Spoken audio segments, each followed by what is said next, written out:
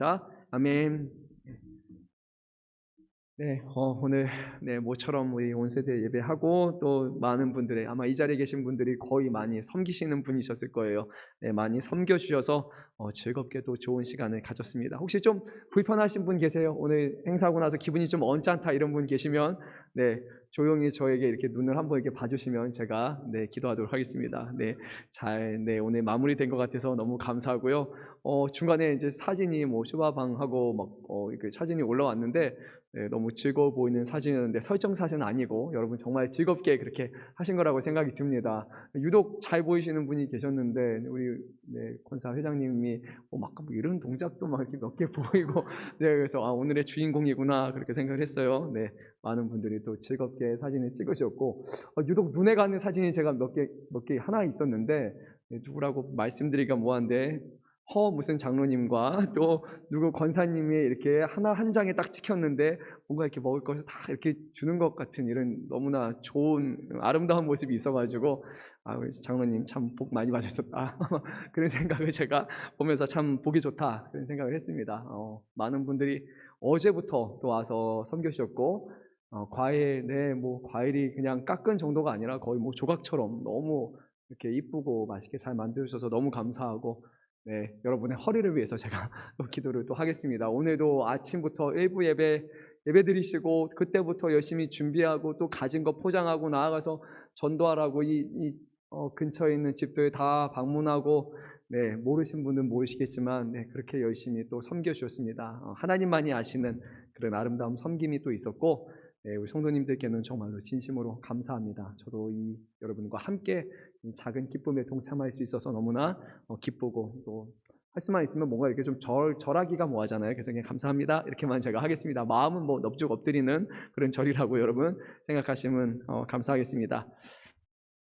오늘 말씀은요 우리 교회 안에서는 일어나지 않을 일이라고 저는 생각을 하지만 아마 옆 동네 다른 교회에서는 충분히 일어날 수 있는 그런 일입니다. 무슨 문제냐면요 성도와 성도 간에 문제가 생겼는데 이 시비를 교회 안에서 해결하지 못하고 다투다가 결국에는 그걸 가지고 세상 법정으로 두고 가서 문제를 해결하는 것에 관한 말씀이에요.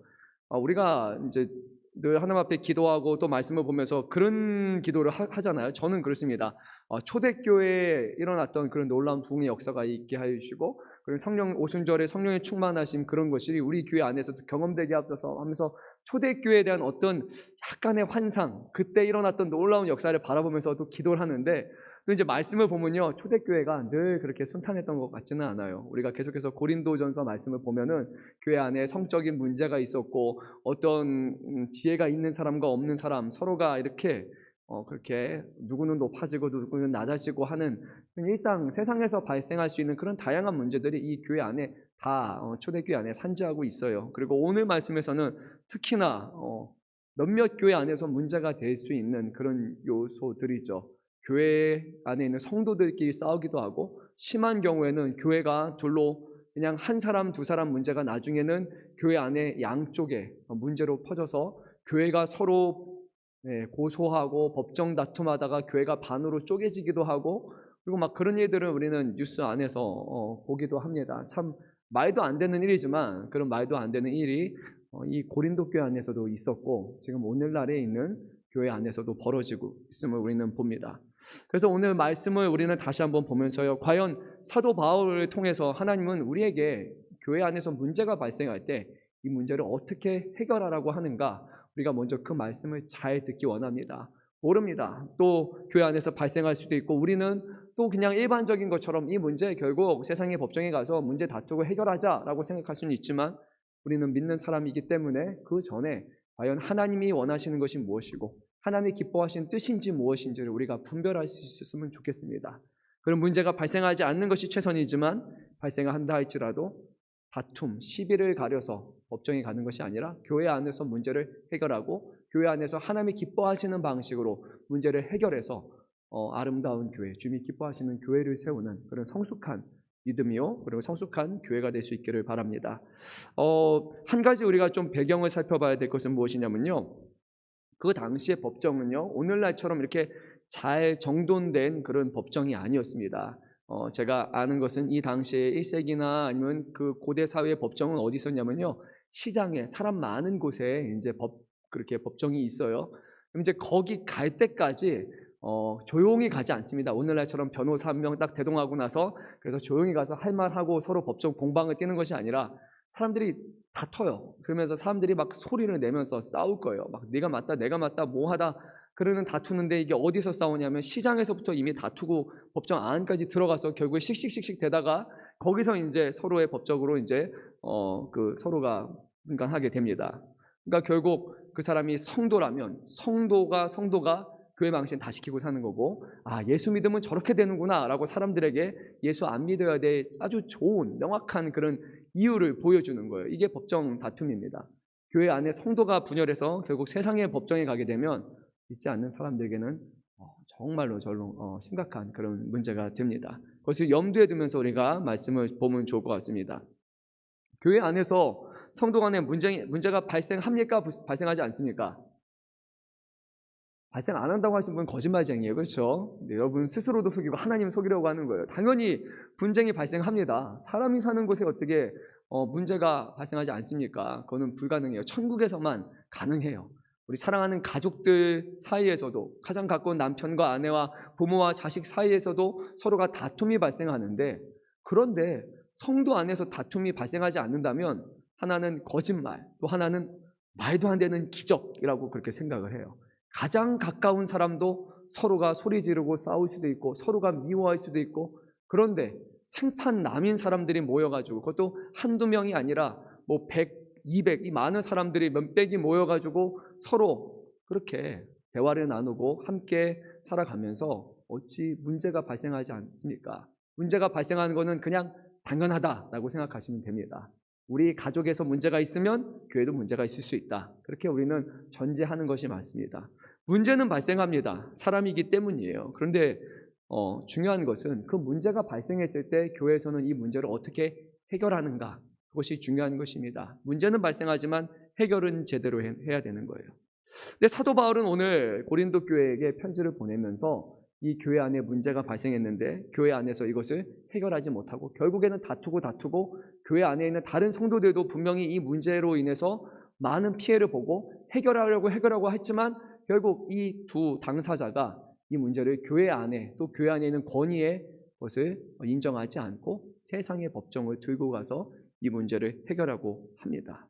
그래서 사도 바울은 이 고린도 교회를 생각하면서 마음 아파하면서 또 하나님이 주시는 감동을 따라서 그곳에 편지를 보냅니다. 이렇게 해서는 안 된다라고 변합니다. 왜 그러면 교회 안에 성도 간에 발생하는 그 문제를 그냥 깔끔하게 법정에 가서 법적으로 문제를 해결하고 그렇게 시비를 가리면 되는데 왜 그렇게 하지 않고 할 수만 있으면 최대한 교회 안에서 그 문제들을 해결해야 합니까? 라는 것에 대해서 오늘날 우리는 좀 불합리하게 여길 수도 있고 좀 괜한 소모전처럼 느낄 수도 있지 않습니까? 그냥 법에 가서 법에 따라서 판단하면 너무나 편하고 깔끔한데 왜 그거를 교회 안에서 해야 됩니까? 오늘 사도 바울은 이렇게 말합니다. 우리 한번 1절 말씀을 한 목소리로 읽도록 하겠습니다. 너희 중에 누가 다른 이와 더불어 다툼이 있는데 구태여 불의한 자들 앞에서 고발하고 성도 앞에서 하지 아니하느냐. 1절 말씀에 중요한 단어가 두 개가 있습니다. 하나는 불의한 자들, 그리고 또 하나는 성도라는 표현입니다. 불의한 자들은 세상을 말하는 건데, 이 불의라는 표현은 그들이 뭐 그냥 죄가 많은 사람이다 그런 것이 아니라 하나님을 알지 못하고 하나님의 말씀에 따라 살지 않는 사람들을 불의한 사람들이라고 그렇게 말을 해요. 근데 또 다른 사람들이 있는데 바로 성도라 불리는 사람들입니다. 성도. 오늘날에 이 성도라는 표현이 좀 잘못 사용이 되고 있죠. 누가 성도죠? 오늘날에 교회 오시고 직분 없으신 분을 성도라고 부르잖아요. 우리는 주로. 그래서 성도라는 표현을 직분처럼 생각을 해요. 그냥 초신자 아니면 어떤 집사님이 아니고 권사님이 아니고 안수집사님이 아니고 장로님이 아닌 교역자들이 아는 분들을 성도님 하고 우리가 표현을 하잖아요. 근데 그렇지 않습니다. 이 성도라는 것은 직분을 뜻하는 것이 아니에요. 이것은 신분이에요. 그리스도 안에서 새롭게 된 신분이고, 이것을 영어 성경을 보면 여러분이 좀 쉽게 생각할 수 있을 거예요. 영어 성경은 이렇게 번역을 합니다. saint라고 번역을 해요. 한국말로 이거를 어떻게 바꿔볼까? 성인, 성자, 성녀라고 생각하면 좋을 거예요. 성도라는 표현은요, 이 사람이 성인이라는 거예요. 성자와 성녀라는 거예요. 아주 거룩한 사람이라는 거예요. 그냥 하나의 직분이 아니에요. 거룩해진 사람들, 하나님이 거룩하시기 때문에 우리 믿는 사람들도 주 안에서 하나님의 영이신 성령을 받아서 믿는 사람들은 다 거룩한 성인이다 라고 이렇게 말씀하고 있어요. 그래서 여러분, 카톨릭에서 말하는 성인은 잘못된 거예요. 특별한 사람들이 성인의 자격을 부여받는 것은 말도 안 되는 거예요. 왜냐하면 교회 안에 있는, 예수 안에 있는 거듭난 모든 사람들은 그 자체로 이미 다 성인이기 때문이에요. 한번 옆을 보면서 한번 좀 어색하려나요? 이렇게 인사하고 당신은 성인이십니다. 좀 말 이상한가요? 성인이십니다. 성자이십니다. 여러분 자체가요, 그런 사람이라는 것을 기억해야 됩니다. 우리가 죄인이신 분으로 교회 오면 맨날 죄인이고 그런 것이 아니라, 죄를 넘어서는 우리는 의롭다 하심을 입었기 때문에, 그리스도의 보혈로 말미암아 각 사람이 거룩하다라고 이제는 칭함을 받았기 때문에 우리 한 사람 한 사람은 다 의로운 사람이 된 거예요. 이것은 주 안에서 우리에게 주신 새로운 신분이에요. 그래서 성인, 성도라기보다는 성인이라고 생각하시고 여러분이 그런 자부심을 가지고 그런 인식을 가지고 살아야 됩니다. 우리는 거룩한 사람이고 우리의 모든 삶과 우리의 행동은 우리의 거룩하신 아버지신 하나님을 밝히는 것이다. 그분을 드러낸다. 우리는 그분의 대리자라고 생각을 합니다. 그러니까 오늘 사도 바울은 이렇게 말하고 있어요.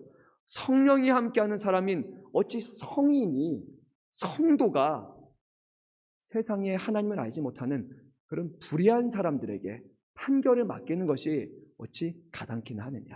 어떻게 거룩한 사람이 그렇지 않은 사람들에게 문제를 맡길 수 있느냐라는 거예요. 여러분 잘 생각해 보세요. 만약에 판사가 그동안 보니까 한번 저 사람의 이제 범죄 기록서 해보니까 어마어마하게 많아요. 한 페이지가 넘어가요. 막 3페이지, 4페이지 돼요.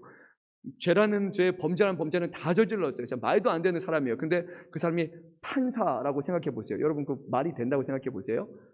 만약에 정말 어떤 이유든지 그 사람이 판사가 됐어요. 그럼 여러분 그 사람 앞에 가서 판결 받고 싶으세요? 한번 그렇고 하고 싶으신 분 보세요. 한번 손 들어 볼까요? 당연히 못 드시겠지만, 하지만요, 아니잖아요. 그런데 그 사람의 이력을 보니까 저 판사는 정말로 공정해요. 치우치는 판결을 한 적이 없고 누가 봐도 정말 이해할 수 있는 그런 상식선에서 문제를 해결했고 정말 누가 봐도 괜찮은 판사다. 그러면은 저 판사한테 우리는 판결받고 싶다라고 생각하지 않을까요? 너무나 당연한 거잖아요. 이상한 사람, 불의한 사람, 그런 사람에게 우리 판결받고 싶어하는 사람은 아무도 없어요. 사도 바울은 우리가 말하는 거예요. 우리가 정령 거룩한 사람들이라면 우리는 이 안에서 그 문제를 해결해야 되지.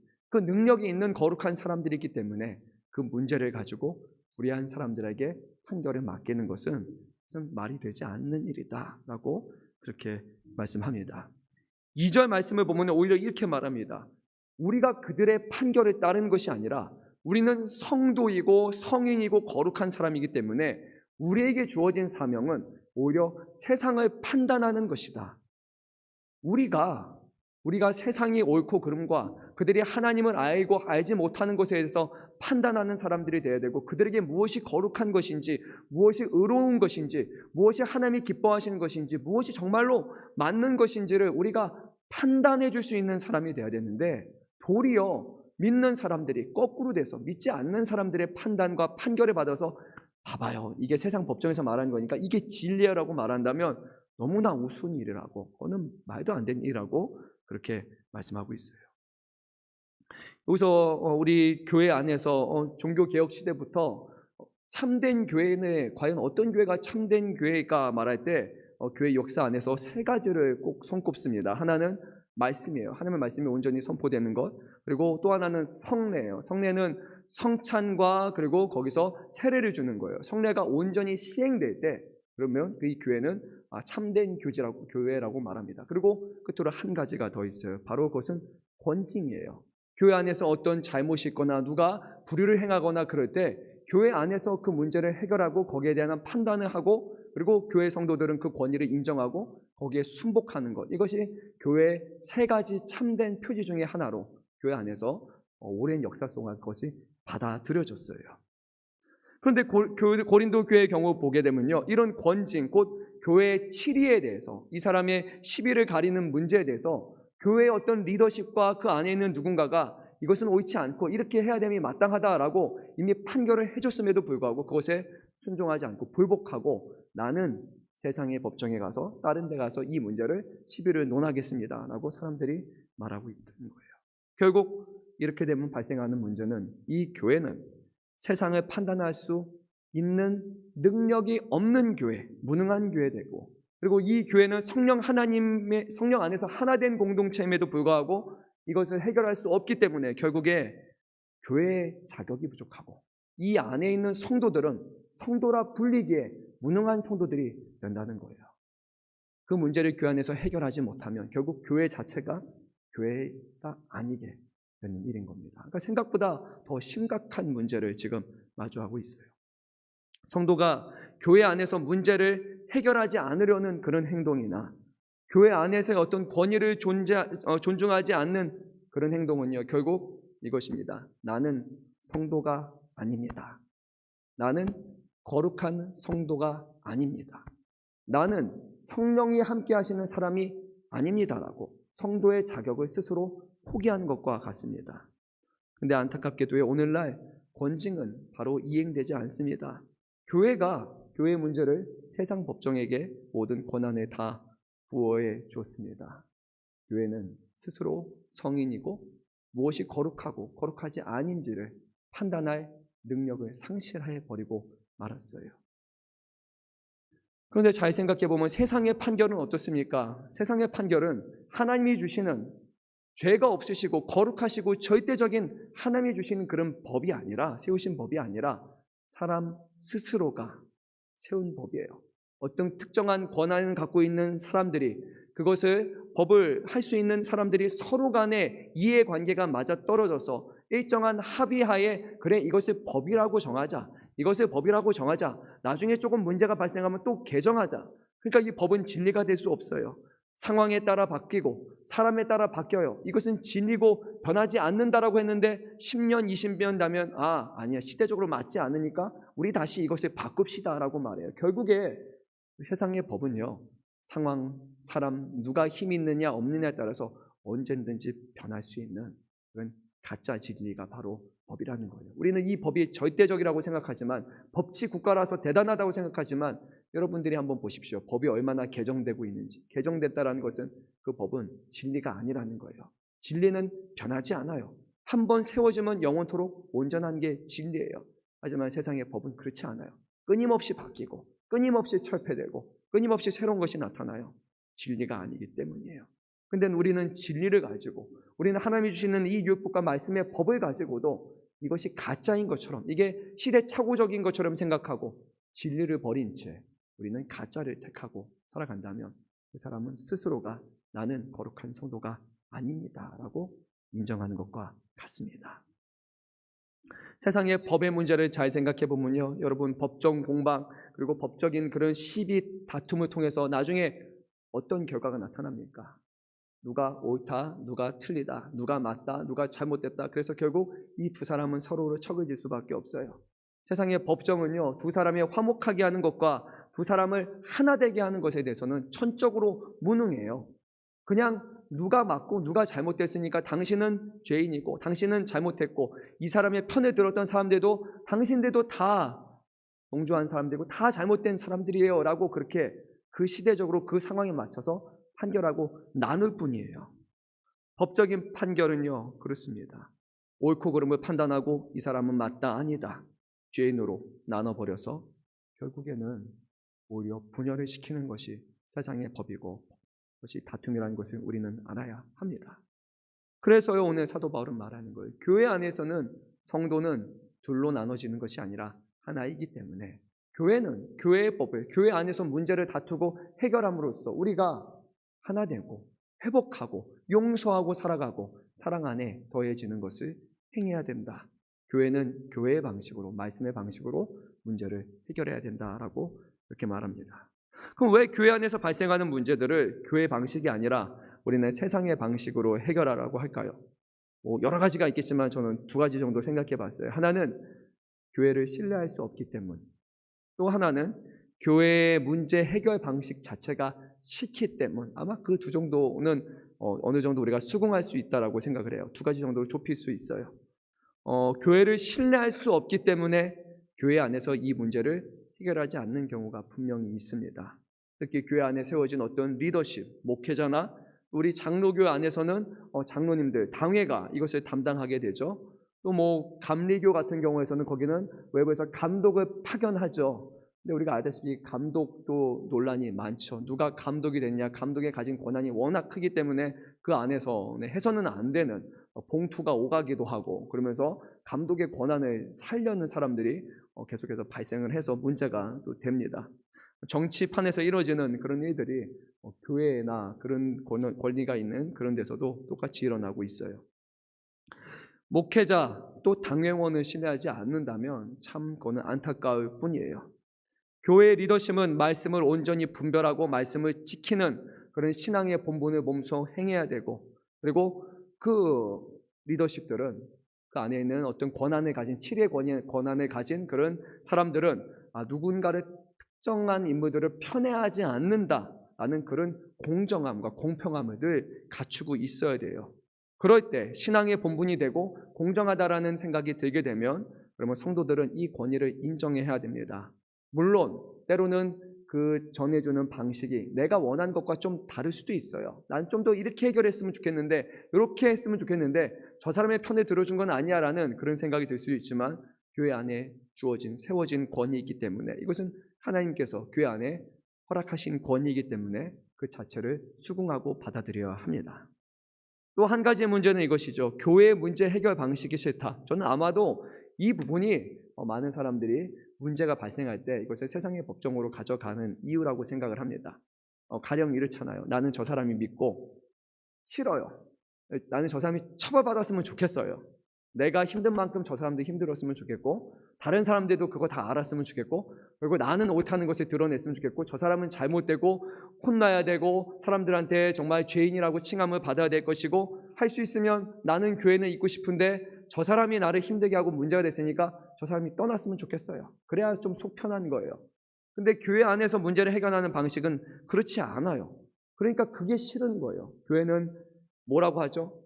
용서하라, 이해하고 관용하고 사랑하고 화목하고 하나 되라라는 말이 드는데 듣기 싫은 거예요. 좀 막 집어쳐 막 이런 소리 왜 해? 막 뭐 내가 피해자인데 내가 용서해야 돼. 또 내가 왜 그거를 받아줘야 돼라는 교회 안에서 행해지는 그런 것들이 다 싫은 거예요. 그냥 나는 저 사람이 안 됐으면 좋겠어요. 저 사람이 미움받았으면 좋겠어요. 내가 받은 상처에 최소한 동등하거나 더한 것으로 돌려줬으면 좋겠어요. 그런 세상의 마음과 방식이 결국에 교회 안에서 이루어지는 화목과 하나됨과, 그리고 저 사람을 용서하고 회개하고 변화되어 하나님의 거룩한 사람이 되는 것 자체를 인정하지 않고 싫어하는 그런 마음에서부터, 그리고 사람들은 교회를 더욱더 교회 방식에 따르지 않으려고 합니다. 모르겠습니다.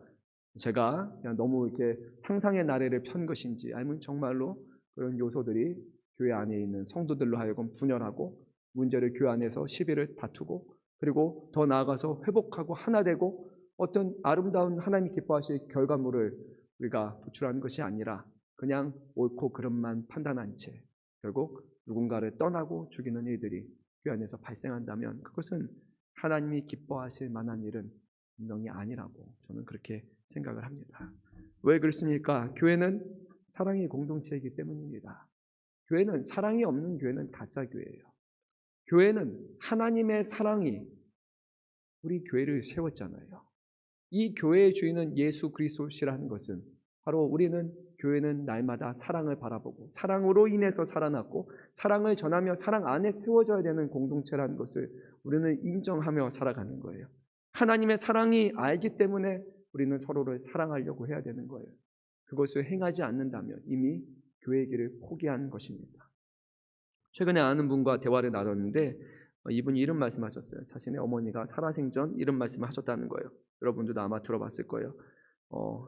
이 세상은 나에게 주어진 인생은 사랑만 하기에도 인생이 참 짧다라는 이런 말을 어머니가 하셨다는 거예요. 저는 그 말이 너무나 크게 와닿았어요. 얼마나 살겠습니까?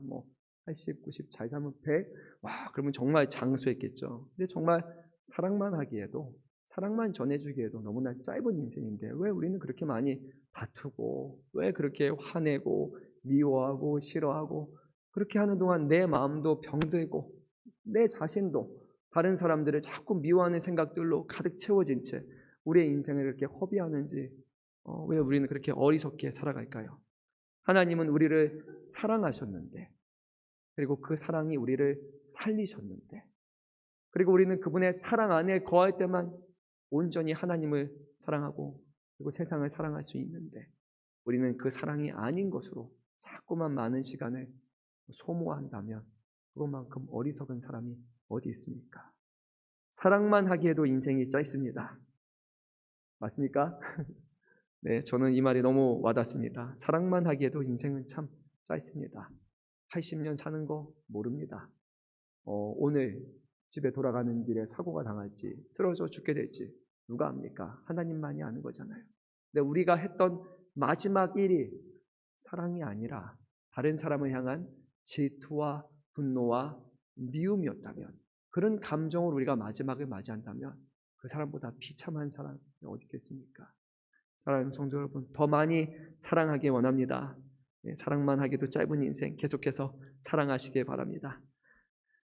우리 주님께서도 말씀하셨어요. 세상 사람들이 어떻게 이 교회가 참된 교회인지 알 수 있느냐? 너희가 내 제자인지 어떻게 알 수 있느냐? 너희가 서로 뭐 할 때? 사랑할 때. 너희가 사랑할 때 너희가 참으로 내 제자인지 세상이 알 것이다. 우리가 미워하면 세상은 몰라요. 우리가 예수님의 교회라는 것을, 하나님의 교회라는 것을. 왜냐하면 이 미움이라는 것은 하나님과 맞지 않는 속성이고 하나님의 예수님의 제자들과 걸맞지 않는 속성이기 때문이에요. 우리가 미워하고 질투하고 싫어하는 순간 우리는 예수님의 제자가 아니라 그 순간만큼은 사단의 제자가 된 거고 사단의 자녀가 된 거예요. 하나님과는 동떨어진 삶을 살아가는 것입니다. 그래서 우리는 미워할 수 있는 상황 속에서도 미움이 아니라 용서하고 사랑하기 위해서 힘써야 됩니다. 우리가 그 사랑을 거저 받았기 때문입니다. 우리가 평생을 갚아도 갚을 수 없는 가장 큰 사랑을 이미 우리는 하나님으로부터 받았기 때문에 우리는 사랑하고 또 사랑하고 사랑하기 위해서 힘써야 합니다. 사랑은 그냥 가만히 있는 것이 아니라 적극적인 행동이에요. 사랑은 먼저 다가가는 것이고 먼저 품어주는 것이고 먼저 감싸 안아주는 것이에요. 그것이야말로 사랑의 의미입니다. 이제 6절에서 7절 말씀 보면요, 사도 바울은 너희가 이렇게 하지 말고 이렇게 하는 것이 맞다라고 이제 그런 신앙적인 말씀적인 제안을 전합니다. 우리 한번 6절에서 8절 말씀을 한 목소리로 읽도록 하겠습니다.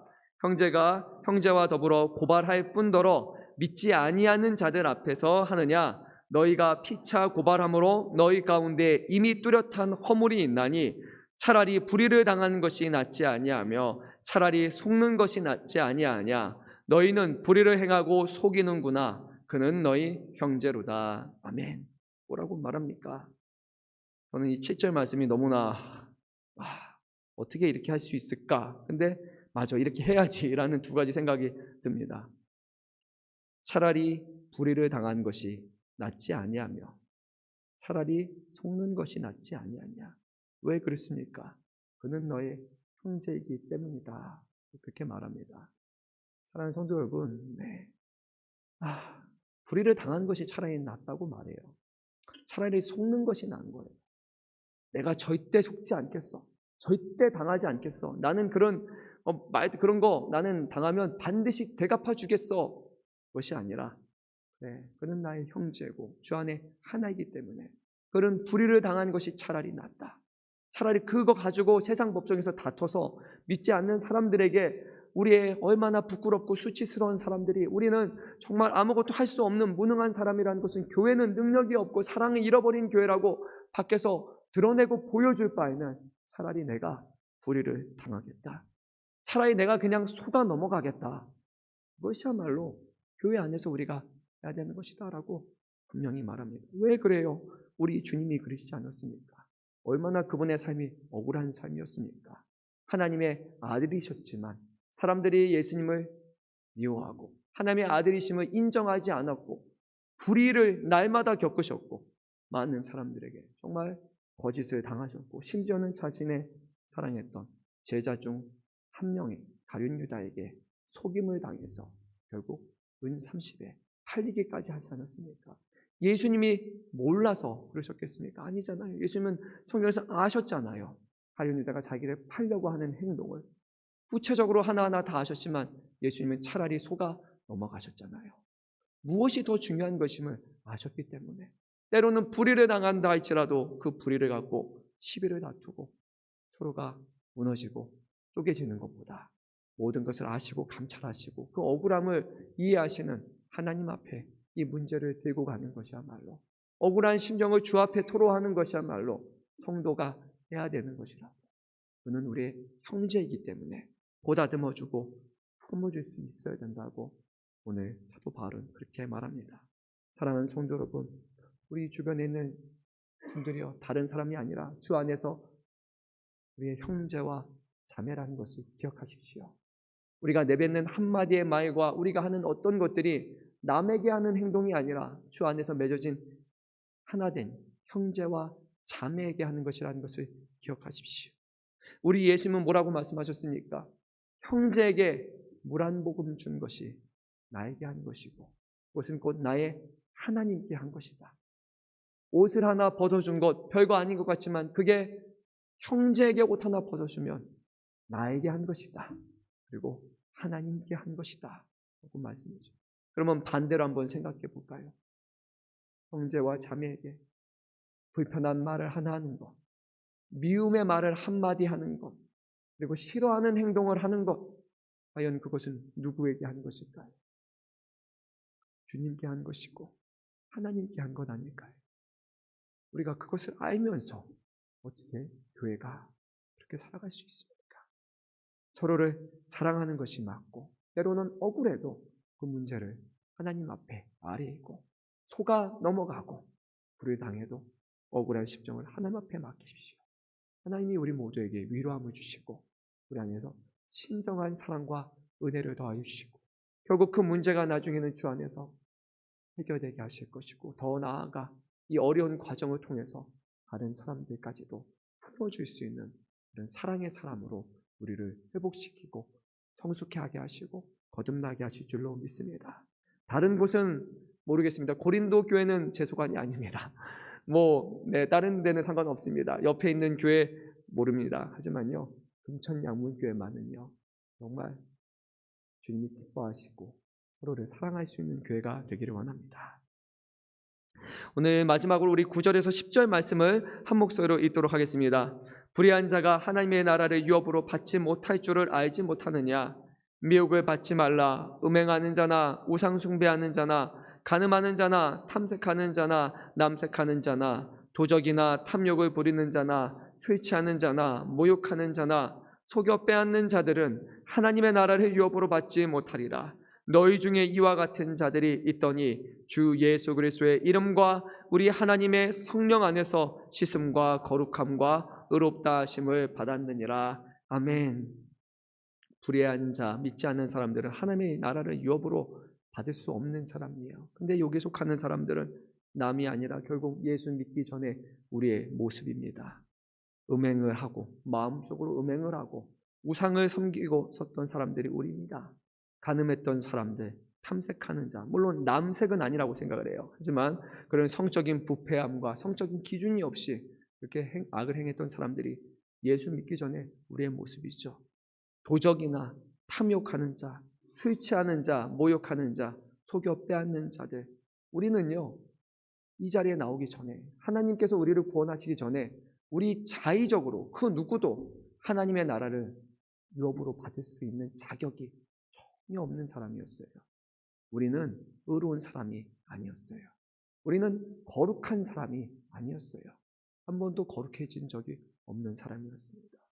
오직 예수 그리스도의 이름과 우리 하나님의 성령 안에서 우리의 죄가 씻음받았고 거룩하게 되었고 의롭다 하심을 받았기 때문에 오늘 우리가 거룩한 사람이라고 이제는 불리게 되는 거예요.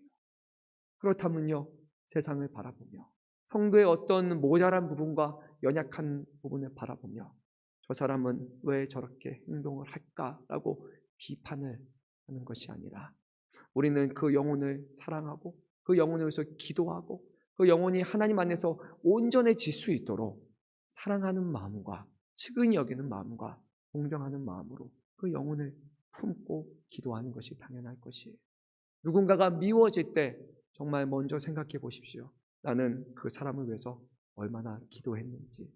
그가 하나님 앞에서 모든 것이 문제가 해결되기 위해서 얼마나 기도했는지. 아니, 그 이전에 저 사람은 어떤 어려움과 어떤 아픔이 있어서 어떤 문제가 있어서 지금 저렇게 행동할 수밖에 없는지 내 기준으로만 보는 것이 아니라 정말로 사랑한다면 다른 사람의 기준에서 다른 사람의 상황에서 문제를 바라볼 수 있어야 돼요. 그때 비로소 우리는 서로가 서로의 격차를 좁혀갈 수 있을 것이고 그 안에 조금씩 이해하고 화합하는 마음이 생길 수 있는 겁니다. 내 기준으로 보면 절대 그 사람을 이해할 수 없습니다. 도달할 수 없어요. 그 사람의 기준에서 볼 때만 그것이 이해가 되고 받아들여질 수 있는 것입니다. 우리는 하나님을 믿는 사람이기 때문에 우리의 절대적인 기준이 아니라 또 우리가 스스로 옳다 말하는 것이 아니라 주 안에서 연약하고 오직 주의 사랑 안에서만 회복되고 하나 될 수 있다는 것을 우리가 끝까지 기억하고 늘 하나님 앞에 겸손하고 그리고 성도들 앞에서 사랑하고 품어주고 더 나아가서 믿지 않는 불의한 사람들까지도 하나님의 복음을 전하며 그들을 진정으로 사랑하는 그런 교회가 그런 성도들이 바로 이 자리에 계신 여러분과 그리고 부족한 제가 되기를 소망합니다. 거룩한 부르심으로 우리를 부르셨습니다. 우리 그 부르심에 합당한 믿음의 삶으로까지 살아가시기를 소망합니다. 우리 함께 찬양할 때 오늘 우리 찬양팀이 불렀던 찬양